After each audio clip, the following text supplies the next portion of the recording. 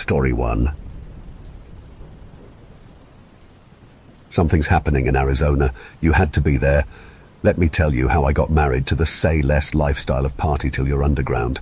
With the explosion of social media on the internet reaching maturity, city-exclusive entertainment has become par for the course on how lifestyles are stereotyped. If you post a selfie out clubbing, you get hype beast flexing on domesticated dorks, cred for example. If you don't have any recent selfies out in the city with your crew posted, you are obviously more sober than thou.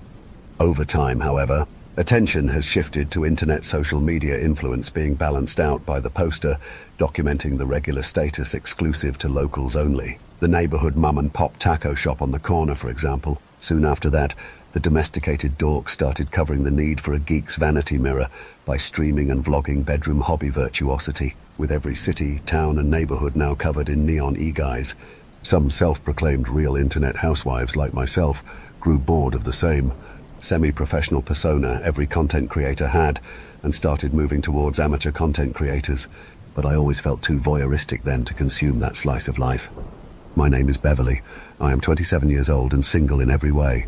The pandemic and subsequent lockdown in 2020 put my computer science degree and anti-social workaholism to great use after a gratefully safe and lonely college career.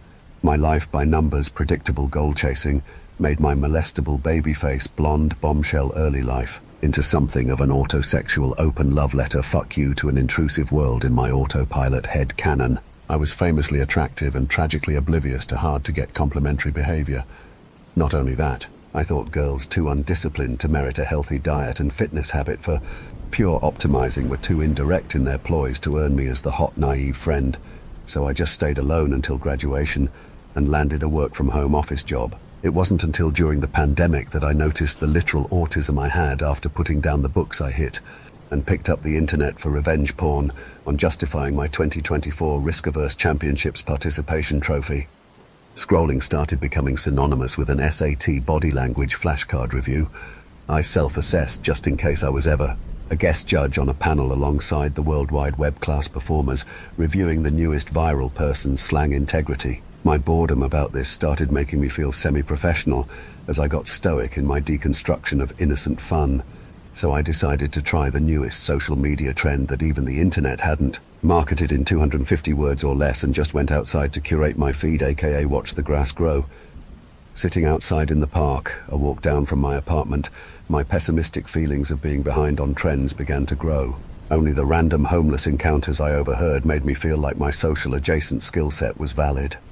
There was news spreading about underground to doze by sunburnt drifters in on the excitement, of Pennywise tone delivering a business pitch if you got the bag and wares suggested otherwise. Of course, though, the great equalizer is the white-collar etiquette of the inside voice, both employed and off the clock.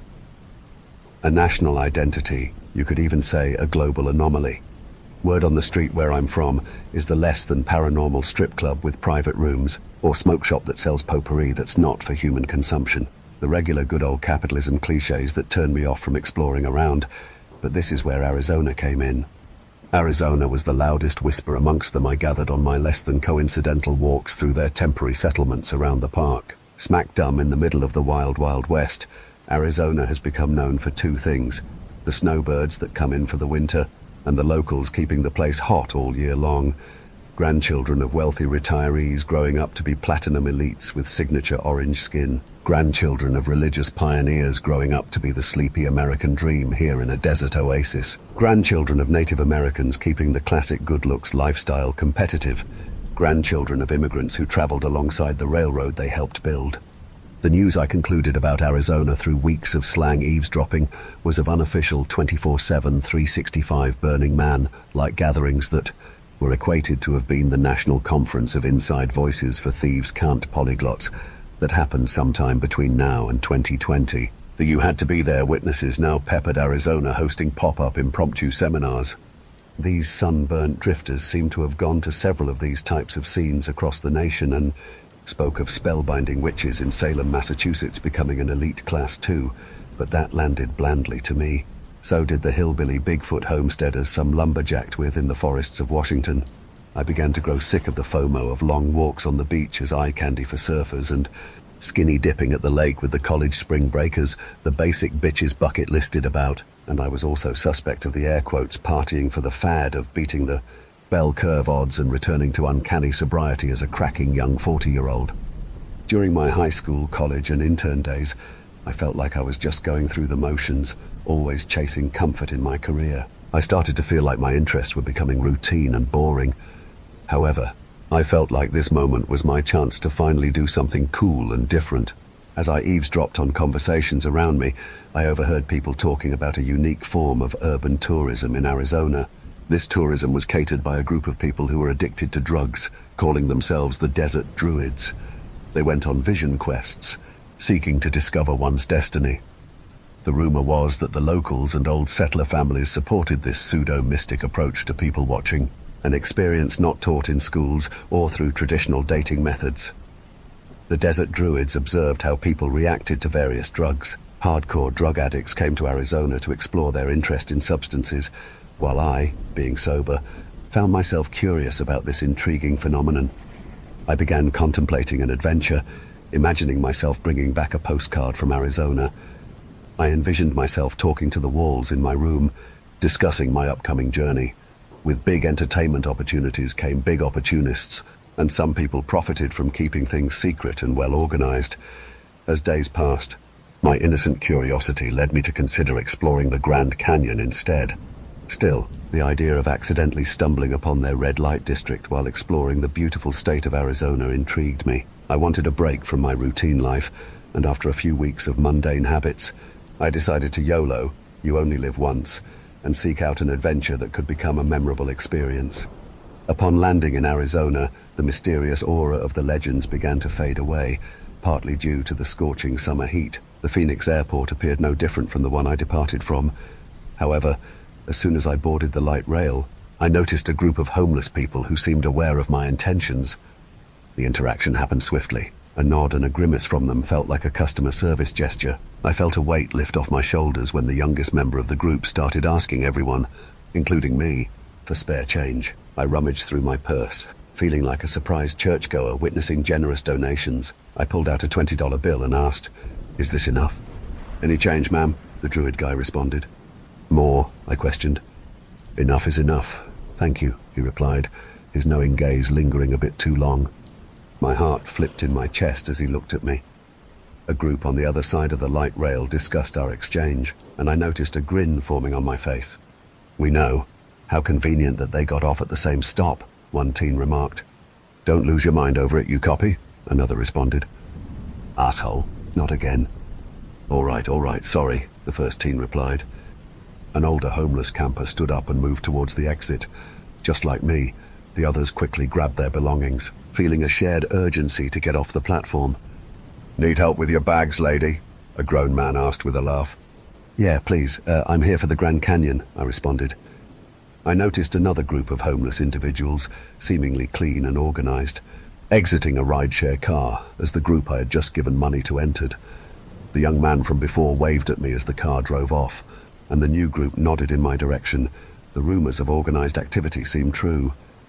Here's as good as anywhere," an older male druid commented. "So what's there to fix now?" a female druid inquired. "More concrete sleep or?" a haggard male druid questioned, chuckling. I chuckled along with them from a distance, noting their tired faces showing signs of little sleep and exposure. $20 seemed cheap for what I might witness. I had expected to spend hundreds or even thousands for a once-in-a-lifetime trip. Perhaps it was all just a coincidence. "How about the other direction?" the female druid suggested. "Sounds good," the older male druid agreed. I felt my blood thicken and my vision blur as several people glanced at me while making phone calls. I chalked it up as another coincidence. Here I was, on a fancy vacation, and I wasn't going to let anyone spoil my experience. The passengers on the light rail paused their conversations as I noisily boarded with all my luggage, following the tour guide group I had hired. The seats faced each other, and I sat across from the group, my bags occupying an entire row. I wondered if they were sleep-deprived or already high, preparing for my turn to be part of their bizarre ritual. The older male druid said, "Interest rate flat fee forwarded to me." Another druid added, "Payment for civil works." The female druid asked, "So what's there to fix now?" The haggard male druid replied, "More concrete sleep or bore dumb." Granny druid chuckled, "Heh.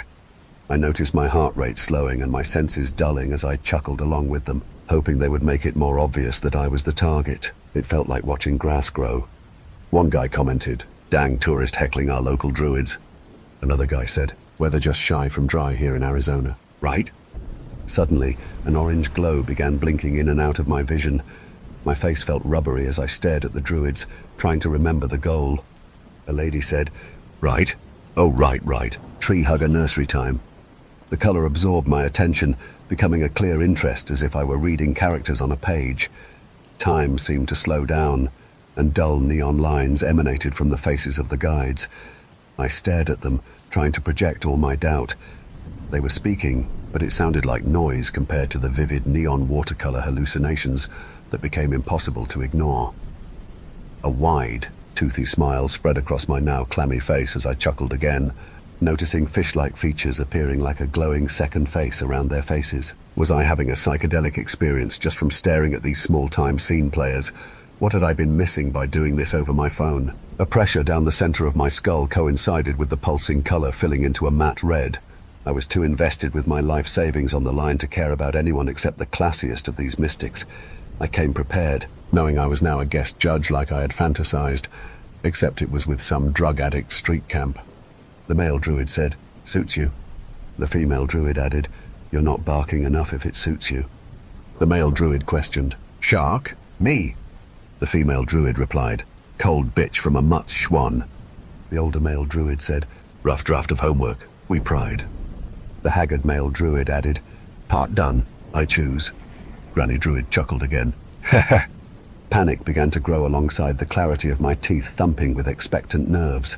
A scene outside the window floated into my interest like a jellyfish. The entire sky was separated by a glowing film that was slowly churning like the surface of a pool. My stomach growled at the sight of glowing flocks of birds of different colors. Birds with the same fish-like silhouette as the guides who slowly nodded once. I wanted something more visceral than the visual feeling of there always being a bigger fish.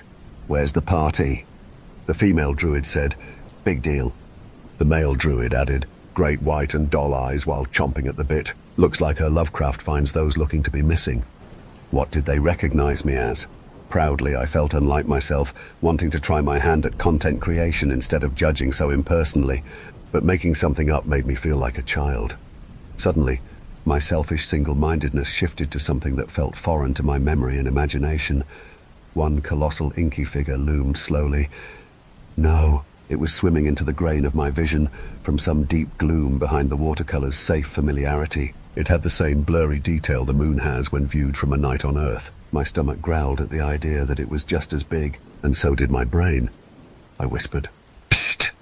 The weight of its cold, impersonal attention singled me out from however impossibly far away it was, as its movement prioritized what was unmistakable to me as hunting prey. Childlike fear hit me as my vision was swallowed by red. I would fight my predator this time now that I was over my life. This triggered a tectonic rumble that grew loud enough to rattle my teeth. I screamed, "Ah!" A mother called out, "Ma'am!" My head whipped to the side towards the sound of a voice as I let out the rest of the yell I held through clenched teeth. A mother drew her young daughter closely to her as the druids shrugged slightly. The mother said, "Don't stare at strangers, sweetie." The child replied, "She was mooning me, Mum." One guy commented, "Dang tourist. Get a nightlife if you are scared by the red light district in your eyes." A young man added, "He's saying blink. You're looking into your blank account checking if it's really empty." Another guy said, "Settle into the reefer madness. Everyone knows what smoking secondhand marijuana is." An old guy commented, "The way they are staring like we're praying for them. They are hoping the abyss says something back or something, but it only stares back." I blinked at the brightness of the halogen lights as I glanced around, noticing nothing fishy glowed any longer. My body was wound tight, and I was damp with sweat. It felt like I had fought for my right to party, and now I was ready for the championships. "Where's the party?" An old guy said. "It's supposed to be gazing," to reference Nietzsche. The druids answered in unison, "Exactly." A lady commented, "Here they go. The black and white suits hoping to smoke more Virgin Mary with the white lie habit misses." One guy added, "Gen Alpha has these geezers crying wolf." Another guy said, "Well, she did look beyond thirsty." The lady replied, "Better than being a history Luddite. Whose bright idea was that?" I asked. Luddite? The young man replied. Blank blank. I mean, blink blink. Love at first sight. Like Metal Machine Averse. The guides nodded once as I noticed my head finished with them. We said together flatly, big deal. I was still just hearing noise no matter how hard I stared at them. Nobody made me feel interested the way I expected from the rumors. Nobody even poetically alluded to the colossal inky figure I hallucinated. The young man said, totally married to the idea. Huh, cried Flag Lady. They are total junkies. No-name lifestyle until you get the toxics down. You're better off coming out on your own first. The lady druid added, better than a weathered basic bitch inside voice. The male druid said, yeah, nothing fishy out here. One guy exclaimed, show us! These rumors talk about code-talking shamans, but all I ever got was proud silence. The male druid replied, look for us. The weather we smoke is past behind wolves. Nothing cool from you pixel junkies crowding a small black period. The young man shouted, shark shark. The female druid commented, that's the Great White Park. Her keyboard. Granny druid chuckled. Heh. The young man's face grew rubbery and flashed a wide, toothy grin, a grin I almost reflexively mimicked. It wasn't the same feeling as the second hand from the druids, but I saw some color glow in my eyes again. Were we not sharing a hallucination? Suddenly I wanted off the light rail train and on the soonest plane back home to my routine.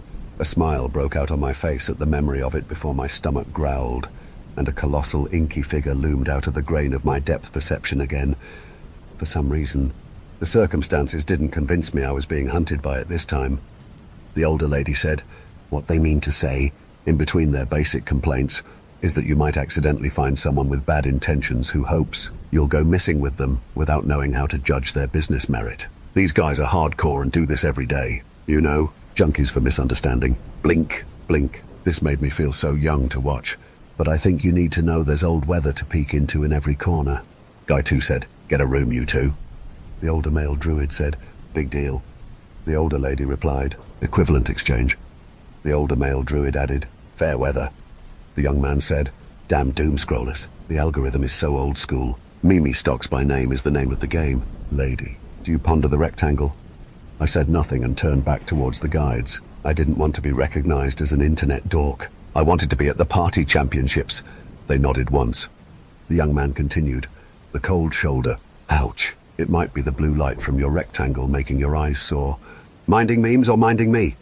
The older lady said, wow, you really do look out for Virgin Mary wannabe smokers. The young man replied, thanks, dude. We both laughed. Guy 1 said, you don't see that every day. Guy 2 added, for real? Damn tourists. It's a regular city here. Guy 1 said, and here come the sober black and white courtship artists. My stomach growled. I felt let down by how unamazed I was by the whole experience. Maybe they were small-time tour guides, and I could find some worth more than $20.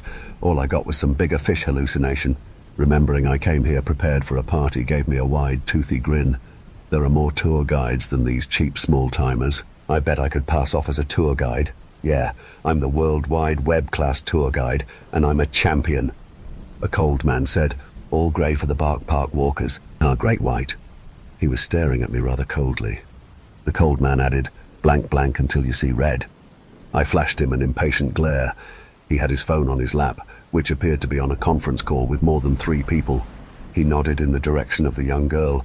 Her face was rubbery, and she had eyes the size of dinner plates. The pressure in the middle of my head strained on my skull as a strong flash of red filled my vision. Did I give off psychedelic feedback like the druids? Maybe I stressed her out. The young girl said, Beverly. She said my name like a mantra, just behind a woman's voice coming out of the cold man's phone that shocked me back into my fight to party. Screw tree huggers and their psychedelics. If it was over the phone, I'm in the championships. The light rail slowed to a stop at the next platform by the airport, where a pale man in a chauffeur outfit wearing a lidless smile was holding a sign with Beverly written on it. Mum 1 said, don't side-eye. Sweetie. Her face relaxed. The young girl replied, I was reading, Mummy. The cold man said, no kidding. You come across as a tourist. Your name is a local meme already. I can sell. I whipped my head in shock at the young girl before her mum picked her up and exited the light rail. My neck stiffened as the anonymity left my body, followed by a cold sweat. I watched them walk past the chauffeur undistracted and board the other light rail car going in the same direction. I began grabbing my bags in a hurry. The young girl, the woman on the phone, the cold man, and the chauffeur had me convinced that I sold my name to pay an entrance fee into the party championship. I made eye contact with the chauffeur. As I did, a faint crackle of static buzzed in my ears as I mimed a nod he gave to me. I declared out loud to no one, "The deep end is a Lovecraft for us looking to be missing."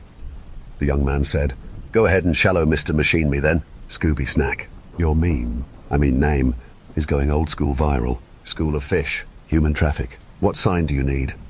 Granny Druid added, "Seems consensual." His flirtation hit me in my habit of ignoring ploys of me playing hard to get. My vision cleared from all the color, and the sensation in the pit of my stomach moved into my muscles and nerves, making me feel alive with competitive anticipation. The rubbery smile changed into a plastic one that rang bells in my brain. I was a viral hype beast flexing for cred on this domesticated dork. I shouted, "Beverly Hills, here I come!" Whoa! My confidence grew into hedonistic certainty, hearing the crackle of static behind the words I recited like a script. Enormous amounts of euphoria began washing over me as I felt that my awkward life story of average success would have a legitimate underground moment in time you had to be there for, to be one of those people. I walked out of the light rail, glancing at the group of druids, and immediately felt hesitation as the color in my eyes returned, paired with the nervous growl in my stomach. Granny Druid said, "Always piss-tested for talks in. Rumor had it we fit the description to say hi." The young man added, "Nice basic bitch you bark." They shared a nervous chuckle. I forced the humor out of my face and put on a fake frown, feeling temporarily ungrateful.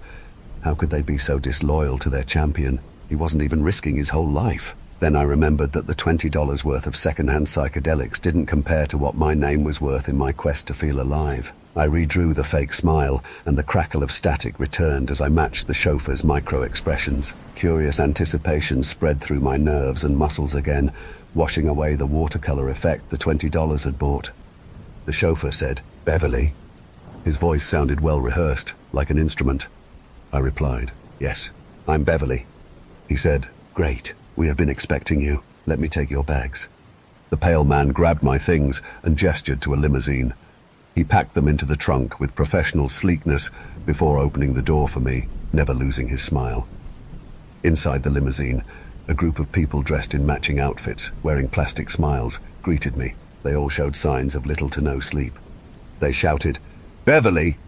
I responded, "Yes, I'm Beverly."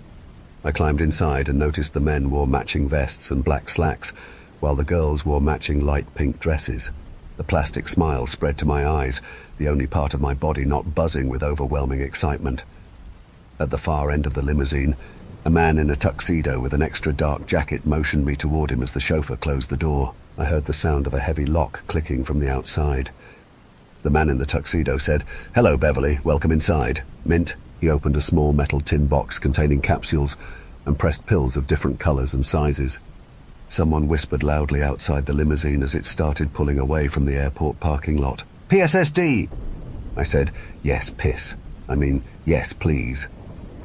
I reached randomly for one, placed it on my tongue and swallowed.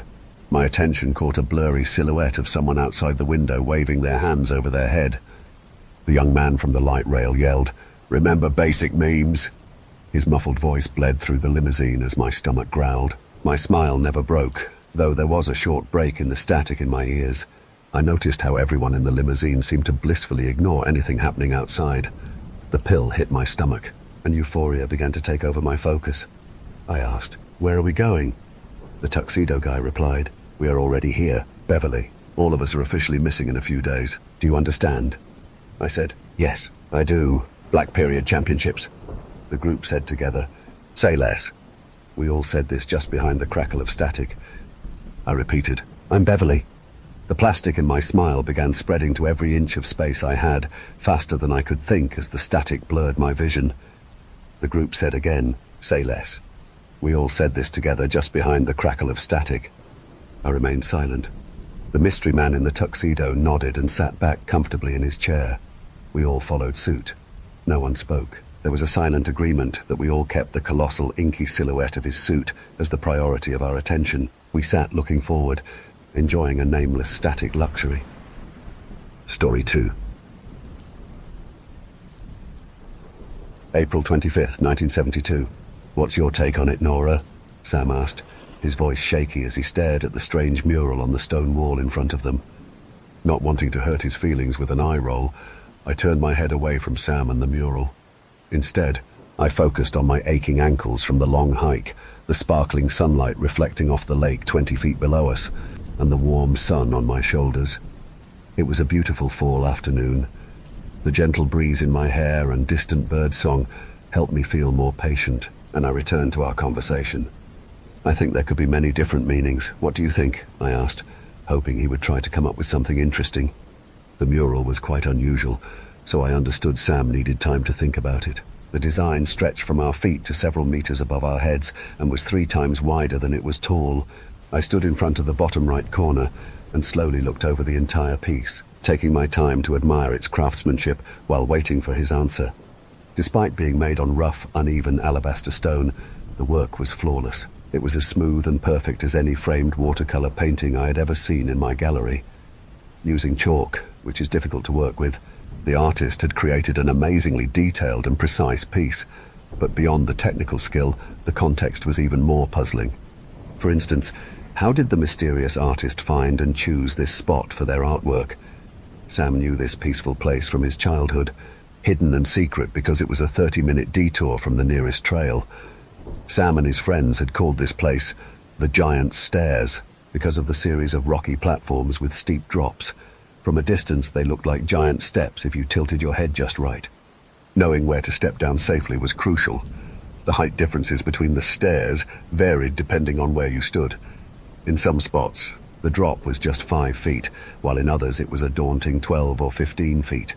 The last step was the hardest. Getting down the last step was impossible. With a steep 90-degree slope and a large distance to the ground below, Sam and his friends had to find a safer, longer route to get to the lake, rather than jumping straight down. There were no trees close enough to climb down, and jumping into the lake was out of the question because it was too far. Even now, as I looked over the edge, there were no easy shortcuts to the lake. The nearest tree was on the opposite side, and the only landing spot was a tangle of dead roots. During all his summers at the Giant Stairs, Sam told me he had only seen a few strangers pass through. Apart from the location's obscurity, another strange factor was the recent severe storm that ended just 12 hours ago. This meant the mural had been created within the last half day. Even more puzzling, we hadn't seen anyone else on our way in, and there were no tools or ladders around suggesting the artist had been there recently. The mural didn't have a signature either, which was the strangest part for me as a gallery owner. An artist this skilled would normally want to take credit for their work. Finding the mural was eerie. It felt out of place, like stumbling upon a working Ferris wheel in the middle of a desert, running with no one around. It was like a surreal dream come to life, causing a headache because it made no sense, a strange, unsettling feeling that gnawed at the mind. I understood why Sam needed time to process the oddness of this hidden artwork, but my patience was wearing thin. I felt frustration building up like heartburn. I watched as Sam took off his Phillies cap and scratched his head, letting his short, dirty blonde curls fall loose. Seeing these familiar gestures reminded me that despite our growing distance, I still loved him. We had been together for many years. We started dating not long after Sam and his friends decided the Giant Stairs was too childish for them. But lately, we felt distant, not physically but mentally. It seemed like we had nothing to talk about anymore. This hike was one of our attempts to reconnect, but like others before, it was having the opposite effect. It makes me feel, honestly, Nora, it makes me feel really uncomfortable. Can we head back? Sam mumbled, almost whimpering. I ignored his request to leave and instead asked, "What about it makes you uncomfortable?" And you asked for my thoughts. But what do you think it means? In recent months, Sam had become withdrawn, seemingly uninterested in the world. I knew the mural was very abstract and hard to interpret, but that was what made it fascinating. I just wanted him to engage with something outside his own mind. The background was mostly a dark, empty black. This dark space was divided into 2 sections by a faint bronze line that went from the bottom left corner to the top right corner, making a left and a right triangle. My eyes were first drawn to the left triangle because a lot was happening there.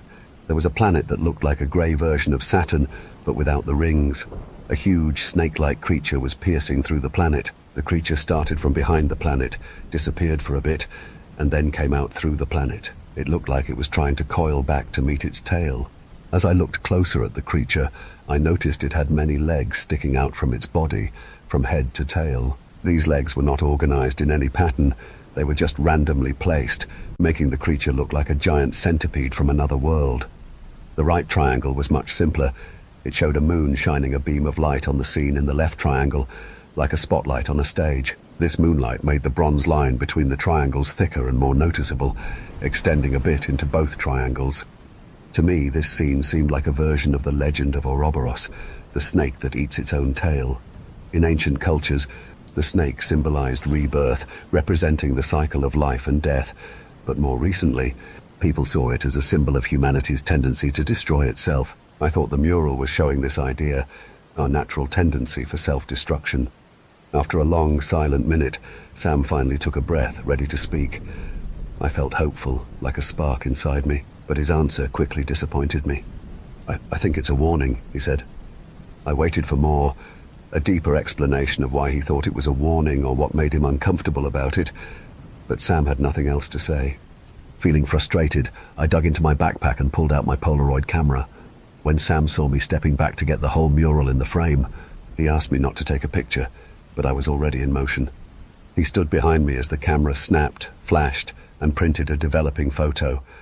I waved the photo in the air for a few seconds, then stuffed it into his coat pocket.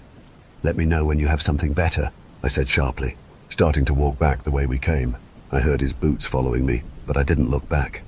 April 25th, 1972. Sam, what about it makes you uncomfortable? And you asked what I think it means, but what do you think it means? Nora's question froze me with a familiar fear.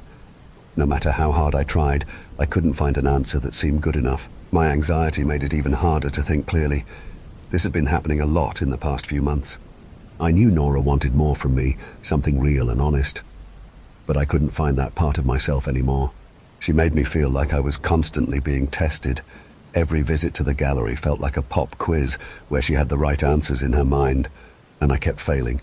Because of this, I was scared to say anything at all. Still, I wanted to try, hoping she would give me some credit for the effort, so I focused on the mural in front of me. I didn't see what she found so fascinating. From where I stood, there wasn't much to interpret. In the top right corner, there was a hazy moon shining down on the rest of the mural.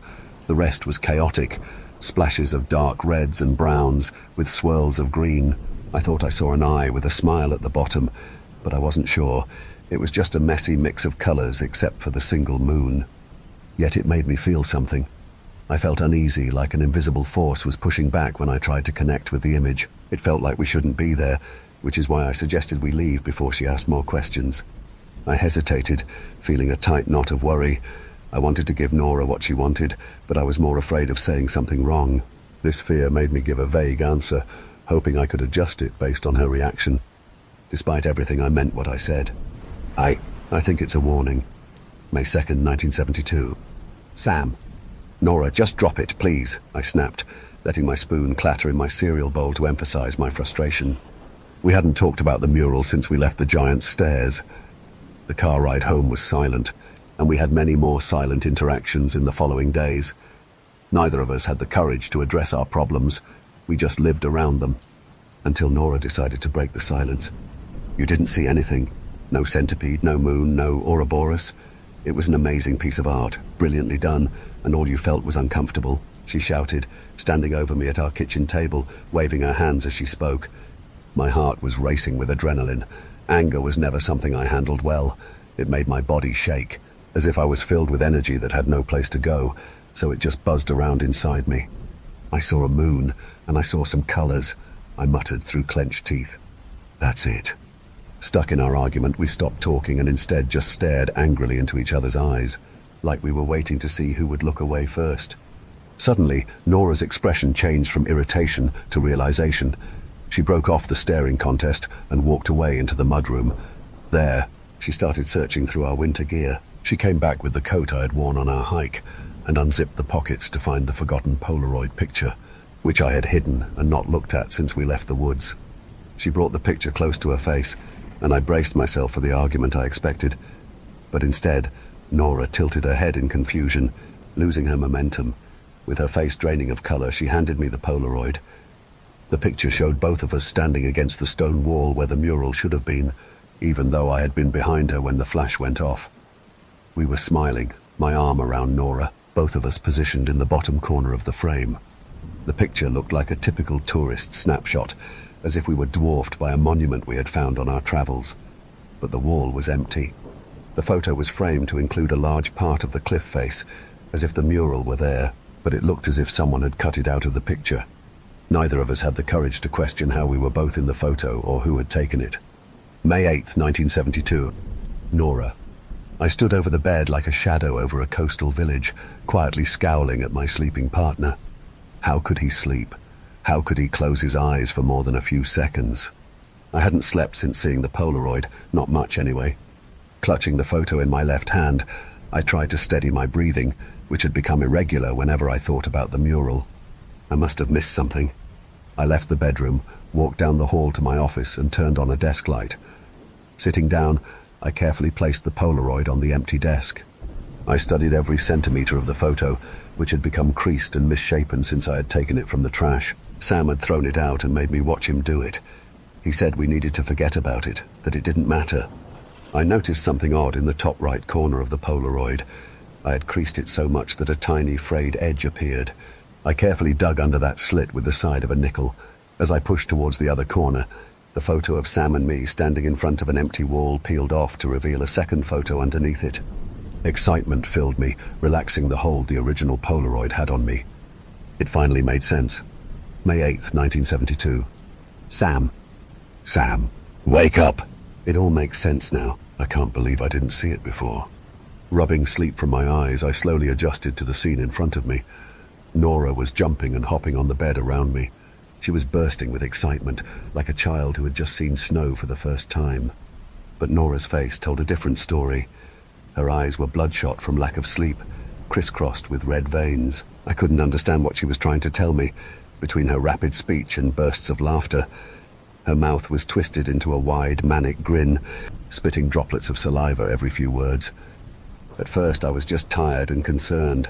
I turned on the lamp on my nightstand. That concern turned to fear as the light reflected off the kitchen knife in her left hand. Come on, up, up, up. I need you to take me to the giant stairs. I don't know exactly how to get there, Nora said. I figured it out. Look at what I found under the Polaroid. A second photo, the real meaning hiding under the fake one. She shoved the photo, which I thought I had thrown away, into my face so forcefully that she hit me in the nose. I swallowed the pain and gently pulled her hand back, trying to look at the picture. The Polaroid was scratched and worn, almost unrecognizable. It looked like it had been dragged across a rough surface. I didn't see any second image. Nora stared at me, waiting for me to recognize her discovery. Her grin slowly started to fade into a frown. My gaze shifted from Nora to the knife in her hand and back to her. I knew I had to say what she wanted to hear. Yes, of course, I see it now, I really do. Her smile returned. Great, let's go see for ourselves. Nora jumped up, left the bedroom, and started down the hallway.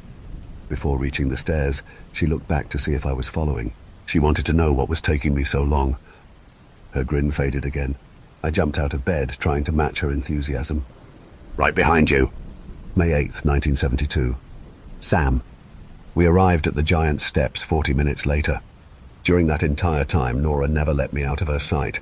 I tried to pick up the house phone while she seemed distracted, but somehow she placed the knife tip against my side, inches away from cutting me, before I could even dial the second 9. Nora twisted the knife slightly, causing hot blood to trickle down my side. After a long pause, she simply said, "Don't." My failed attempt at calling the police had briefly soured her mood. Nora stayed watchful and silent until we reached the rock of the last stair. Then her unsettling excitement returned. We left the car at about 4:30 a.m., so I guessed it was almost 5 a.m. now. Almost sunrise, but no light had appeared yet. I tried my best not to panic, with mixed success. My hands were sweaty, so I focused on holding the large camping flashlight tightly. Suddenly, Nora squeezed the hand she had on my right shoulder. She was behind me, with the knife at my back, as I led her to the giant stairs. I stopped moving, which caused the knife to cut into the tissue above my tailbone, as Nora kept moving forward. She didn't notice the injury, too busy moving in front of me with a familiar, wild grin on her face. The cut on my back was much deeper than the one on my side, and I struggled not to collapse from the pain and nausea. I put my hands on my knees and retched. When I looked up, Nora was a few feet in front of me, covering her mouth with her hands, trying to contain her laughter and excitement. She almost stabbed herself, still holding the blood-soaked knife in her left hand. "Ta-da!" she yelled, gesturing for me to point the flashlight at the cliff face. As the light hit the wall, I saw nothing, just blank, empty stone. And I was so tired of pretending. "Nora, I don't see a goddamn thing!" I screamed, my voice strained and painful. She thought for a few seconds, as the echoes of my scream faded in the forest, putting a finger to her lip and tilting her head as if trying to solve a problem. "No moon, no centipede going through a ringless Saturn, no Ouroboros." I shook my head, letting a few tears fall silently to the ground. "Oh, I know," she said, dropping the knife carelessly. She walked to the edge of the stair, disconnected from the horror of it all. Nora moved so carelessly that I thought she might walk right off the platform, like a cartoon character, but she stopped just before the edge and turned to face me. "Okay, push me," she said, still grinning. "Push you? Nora, what are you saying?" I replied, my voice rough from the strain. At that moment I almost ran. She had dropped the knife and created distance between us. The opportunity was there. But I loved her. I think I loved her, at least at that moment. "Sam, for once in your life, have some courage and push me." Despite her harsh words, her smile didn't change. "Sam, for the love of God, push me, you coward," she said, wagging a finger at me, her smile growing larger. In a sudden burst, the built-up energy in my body found a way to escape. I ran at Nora, aiming my right shoulder at her chest. I didn't see her fall. I only heard the sound of her hitting the ground, and then silence. As I turned away from the edge, finally letting my nausea turn into vomiting, and my misery into weeping, the flashlight revealed something on the stone wall. A perfectly designed chalk mural, which hadn't been there seconds before. I wiped my tears and studied the image. As I stared, eyes wide with shock and curiosity, I moved the flashlight over the cliff to see Nora's body, then back at the mural, and then back at Nora's body. Her voice echoed in my mind, quietly at first, but growing louder and more intense. "I figured it out. Look at what I found under the Polaroid." A second photo, the real meaning hiding under the fake one. I saw the planet, the centipede, and the moonlight, and as I moved the flashlight to Nora's body, I saw a jagged root from a nearby tree had pierced the back of her skull, coming out the left side of her forehead, destroying her left eye, all of it illuminated by my flashlight from 20 feet above. I think I get it, or at least I saw it how Nora had described. My flashlight was the moon, and the bronze line was the cliff's edge. Her head was the planet, and the centipede was the jagged root. She had died to make me understand. The whole point was for us to be more connected. In that sense, Nora had succeeded. Understanding did make me feel connected to her, but now we were separated by a great distance, unable to enjoy our connection. The cost of understanding, I suppose. Ouroboros. The mural was beautiful, or at least captivating. You could lose yourself in the colors and images. They were violently alive, like childbirth or surgery. In a daze, I walked to the car to get Nora's Polaroid camera, then back to the mural. Carefully, I took a photo of the mesmerizing display. Looking over the last stair, I saw Nora's body, now illuminated by the rising sun. Her dying grin was frozen on her face. I took time to study her expression. It was intricate, almost hypnotic. Reflexively, I mirrored her grin, painting it on myself in solidarity, a fake expression hiding the real one underneath. Waving the Polaroid, I started towards the hill that led down to the lake and to Nora. Whatever developed, we could look at it together. Story 3.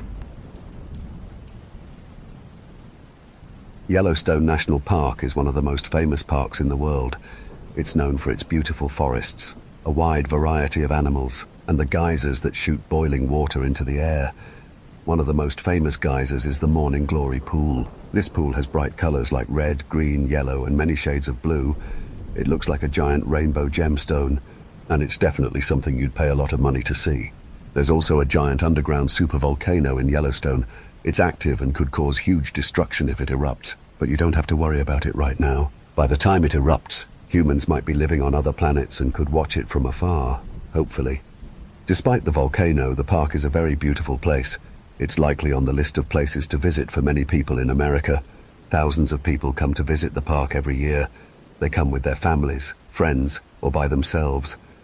Visitors come from different states, countries, and continents, all with excited faces. When they leave, they look very satisfied with their visit. I used to enjoy watching people come and go, but now I worry about their safety. To keep my identity and others' identities private, I'll call myself Michael. The two other people in this story will be Sarah and Bob. These names are a bit standard, but they'll do. Sarah is my sister-in-law, and she got me this job at the park a few years ago. Bob and I are park rangers, and Sarah works at the Yellowstone Volcano Observatory. I'm very grateful for this job, and I hope Sarah will support me when I tell my family what happened. About a week and a half ago, some campers told Bob and me about strange noises they heard. They said their trip was nice, but mentioned hearing a deep rumbling noise that they could feel as well as hear. Bob and I didn't know what it was and thought they were just imagining things. But soon, we heard the noise too. It was a distant, faint rumble that felt very powerful.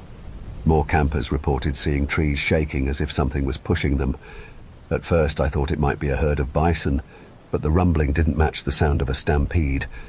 I had a feeling I knew what it was, but I couldn't quite figure it out. Bob jokingly said it might be the volcano, and we both laughed.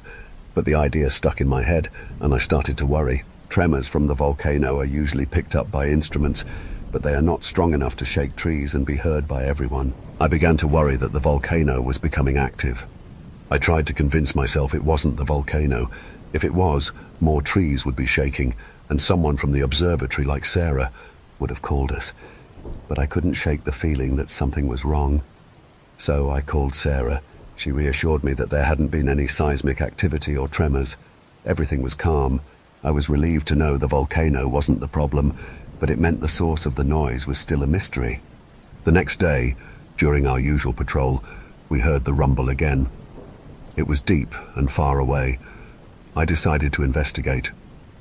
After discussing it with Bob, I packed some essentials and rode a bike designed for forest terrain deeper into the park.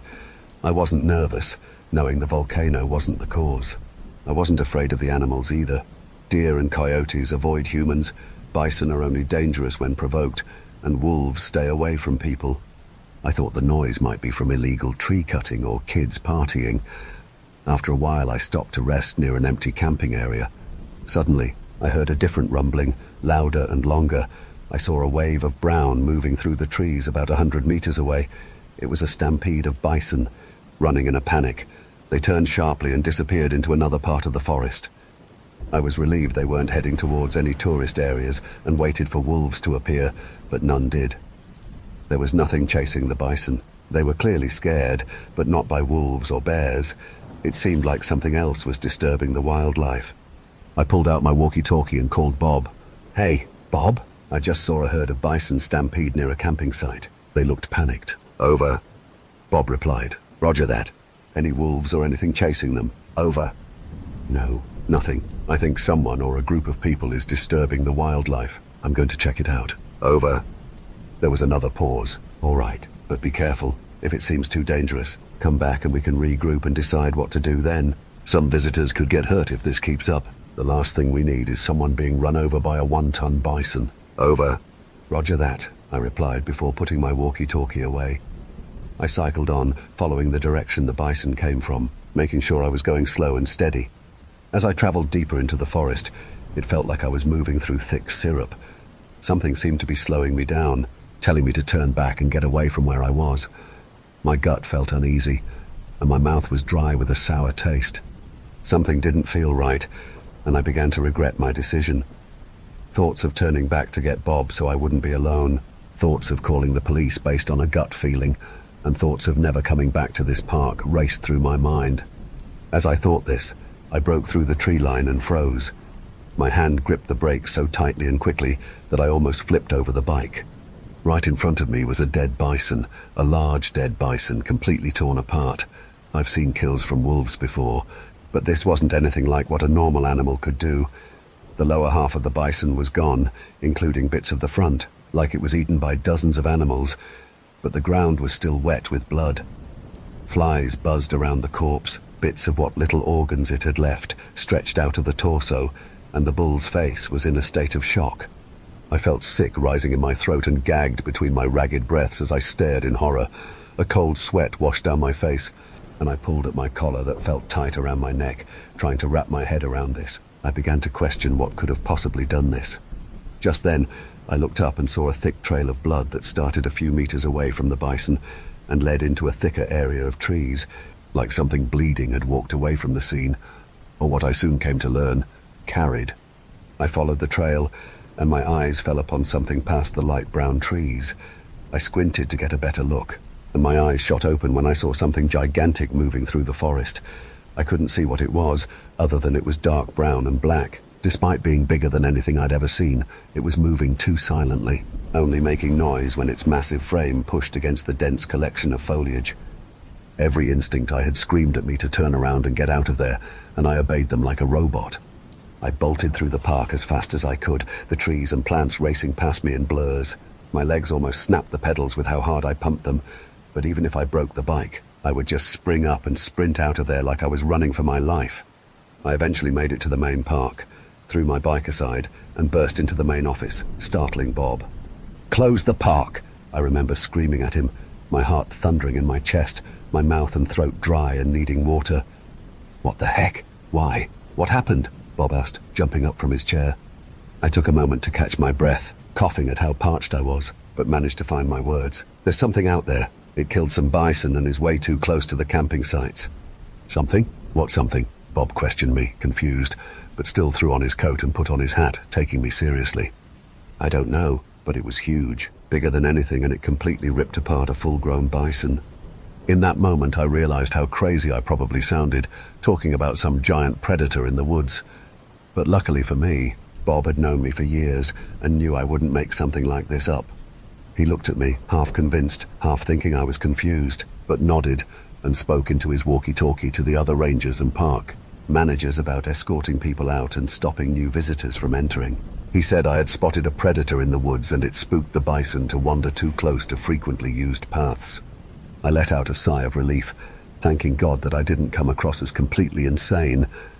I sat down, wiping the sweat off my brow, and reached into my bag for some water.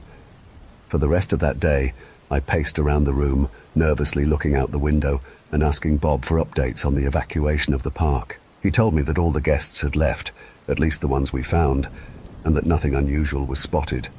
I tried to relax, telling myself to take comfort in the fact that people were out of harm's way, but the feeling that something was very wrong was unshakable.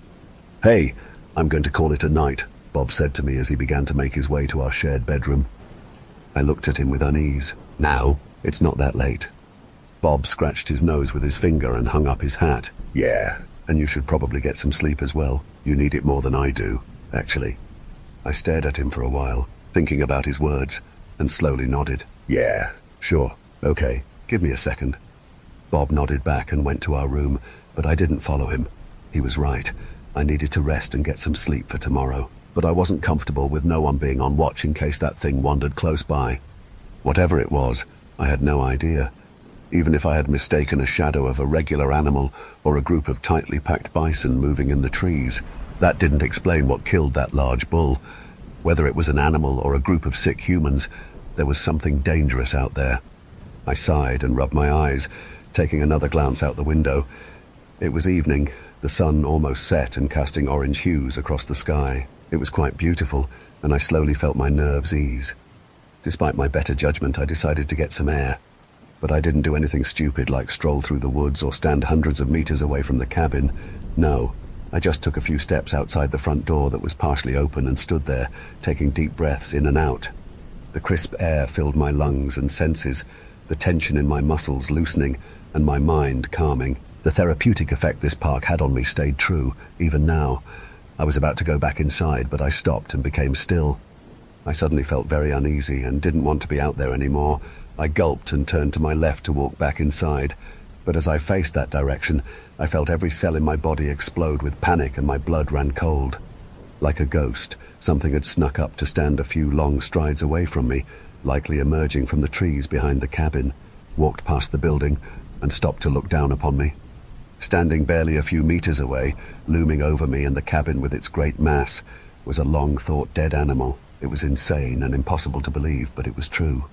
A T-Rex, a full-grown gigantic Tyrannosaurus Rex, 4 meters or more at the hip, 13 meters from nose to tail, and if I were to bet, 10 or more tons in weight.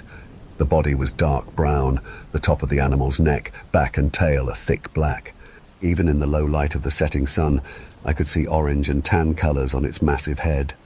The dinosaur looked down at me with a curious or pitiful expression in its amber-colored eyes. Its nostrils flared to breathe or sniff the air, the small bristles of feathers on its head and neck standing on end before relaxing. I stood there in shock, fear, and awe, feeling like a mortal in the face of a god, my mind reeling from this impossible reality. My knees shook, my heart raced, and sweat ran down my head and neck in gallons. I could only stammer before I felt life rush back into me. I jumped back into the cabin and slammed the door shut with a loud bang. I backed away from the door, my eyes darting over to the window, and I let out a small squeak. The T-Rex walked up to the window and bowed its head to peer inside. Its eyes met mine, and I backed away from the window, pressing my head against the wall. The dinosaur kept looking at me, tilting its head curiously.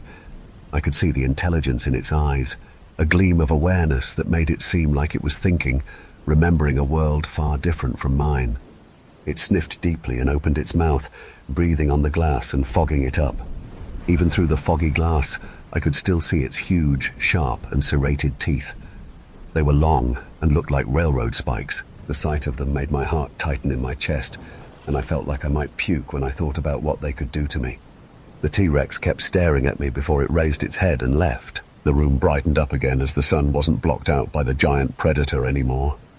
I was still clinging to the wall for dear life when it made a sound, a deep hum that vibrated my whole body like a rumble. Just as I realized that this was the same rumbling we had been hearing, and that the dinosaur was the one that killed the bison, the sound got louder and turned into a long, drawn-out bellow. It was louder than a wolf's howl, louder than a bear's roar, louder than anything I had ever heard. The sound from this ancient creature felt like it punched me in the chest, and my knees gave out. I collapsed and curled up into a ball. As the bellow ended and the echoes faded, Bob burst from his room in his pajamas and asked me what was going on. I didn't answer right away. I remember Bob trying to calm me down so I could speak, but it took a while for me to push the fear out of my mind and focus on the present. I found myself sitting on my bed, shaking and stuttering out my words. When I finally managed to tell him there was a T-Rex in the park, Bob looked at me like I was insane. I couldn't blame him. Who in their right mind would believe such a thing? But luckily for me, he could see that something had definitely scared me, and whatever made that loud noise had to be something real. Maybe not a T-Rex, but definitely something that couldn't be ignored. He left me in the room to make some calls, but I didn't know who he was calling. Left alone, I took out my laptop and started to type up everything that had happened. My fingers moved quickly over the keyboard, but my body was still trembling. I took nervous glances out the window before closing the curtains and got back to work. After I finish writing this, I will probably call Sarah and tell her everything, hoping she will believe me. I have one finger on the dial button and the other still typing as I finish this up. To anyone who reads this, please be careful and warn anyone you can. Stay away from the woods. Barricade your homes. Don't leave unless you absolutely need to, and bring a weapon if you do. The dinosaurs are back, somehow and in some way. Story 4. When I was a kid, I would often walk through the forest behind my house whenever I got bored, or whenever I just felt like it. It was a quiet place, full of trees and nature, and it gave me the peace I needed. During these walks, I found all sorts of things. They might not matter to most people, but to me, they were treasures. I found old bottle caps, discarded rings, and other random objects that others had carelessly left behind. They were the kind of things you might step on without noticing while walking along a path, but to me, they were like little pieces of history. Sometimes I'd even bring my metal detector with me, excited at the thought of finding something more interesting. I liked thinking of these forgotten objects as artifacts, things that once belonged to someone but were now lost in the woods. One day, I was out in the forest again, deep in the woods where the trees were thicker and the ground softer. I was exploring when I found a small piece of metal. It had a large N carved into it, and I got excited because for some reason I thought it was a sign. The letter N was the first letter of my name, so I felt like it had a personal connection to me. But something about it was strange. It didn't look like part of a bigger sign or anything. The metal just seemed to have the letter carved into it, like someone had dropped it there. As I looked around, I noticed little shavings of metal scattered on the ground around me, as if the metal had been scraped or cut right there in the forest. I didn't think much of it at the time, but now that I look back, it seems odd. I was so excited by my find that I grabbed the metal sheet, but as soon as I touched it, I felt a sharp pain in my hand. I quickly pulled my hand back, surprised by the sudden sting. At first, it didn't hurt too much, but then I saw that my hand was bleeding. There was a small, oddly shaped wound in the palm of my hand, and the blood started dripping down. It was a strange injury, like the metal had caused it. I didn't know what to make of it, and I started crying from the pain and fear. Even though I was scared and hurt, I felt like I needed to keep the metal piece with me. I don't know why, but it seemed important somehow. So, I tucked it under my arm and ran back home as fast as I could. When I got home, my mum was the first to see me. Her face quickly changed from happy to worried when she saw the state I was in. My hand was bleeding, and I was shaking.